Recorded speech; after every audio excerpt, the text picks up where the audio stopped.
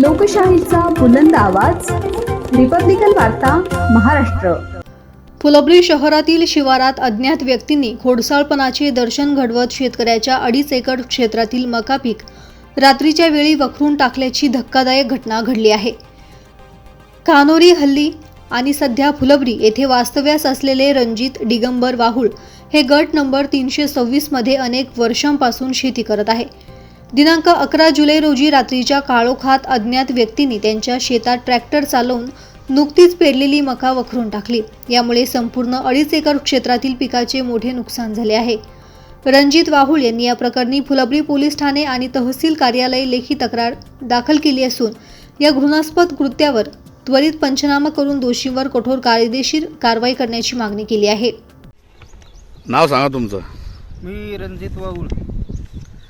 तुमचं काय तक्रार आहे तुमची अशी? माझी अशी तक्रार आहे का कोण अन्यथा माणसानं येऊन इकडं काही मी बाहेर गावी गेला असताना काही माणसानं येऊन इकडं वक्कर मारल्याचं मला दिसलं। सकाळी आलो होतो मी बघायला गेलो तर इकडं वक्कर बिक्कर मारताना दिसलं होतं। पोलीस स्टेशनला गेलो, अर्ज बिर्ज करायला घ्यायला गेलो, पण पोलीसवाले कानाडोळा करून काही विषय नाही म्हणते, ते पाहून घेऊ म्हणल्यानंतर काही चौकशी बिवकशी काही केली नाही ते ना आतापर्यंत। वखर मारलं म्हणजे कशाचं शेत होतं तुमचं? काय पेरलं होतं तुमचं? मक्का टाकेली होती, 2.5 एकर मक्का टाकेली होती। 2.5 एकर वावरात मक्का टाकेली होती। हा, तर ते दिवसा मारली का रात्री मारली? कोणी तुम्हाला दिसलं काय असं? दिवसा नाही, दिवसा कारण का आजूबाजूच्या लोकांना सांगितलं असतं हे रात्रीचाच प्रकार आहे। कोणत्या शिवारात कुठं आहे तुमचं शेत? आहे पानवाडी रोडला आहे, ते गट नंबर 326 फुलंब्रीत। फुलंब्री।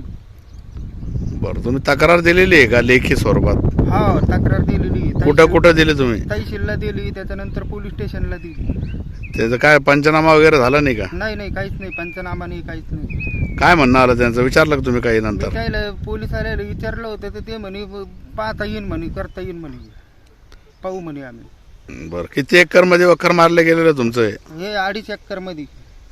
अंदाजे किती नुकसान असेल तुमचं आतापर्यंत? समजा आतापर्यंत कम से कम आता 70-80 हजाराचं नुकसान झालं माझं। कारण का आता येणारं पीक बी गेलं, वेळ निघून गेला, सगळ्या गोष्टी म्हणजे आता काय पेरावं तेच कळणार नाही।